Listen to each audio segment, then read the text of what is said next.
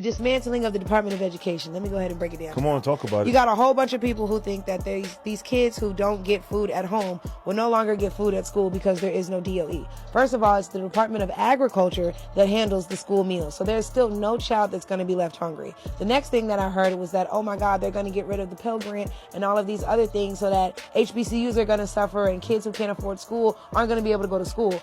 Those instances, that subset of issues is going to be moved over to the Department of Treasury, and they're going to handle your new Pell Grants and your student aid and things like that. And then they'll say things like, oh my God, well, they're not going to fund disabilities or the IEP programs. That's being moved over to the Department of Health and Human Services. So if more black people knew that, we wouldn't have this uproar about the DOE going. And then let me also tell y'all that the DOE only pays for that. Thank you for touching on that. Yeah, the DOE only pays for 10% of K through 12 schools. Like, it's only 10% of the funding. If you genuinely believe that your state cannot recover 10% of funds to get to the DOE, to give to the school system, which they already barely give money to, sweetheart, you are sadly mistaken. And at that point, that's when you have to look at your elected officials and see what are they voting on in these budgets. What are they asking for every fiscal year? Because now with Doge, we're seeing that we're paying millions of dollars to watch shrimp run on treadmills.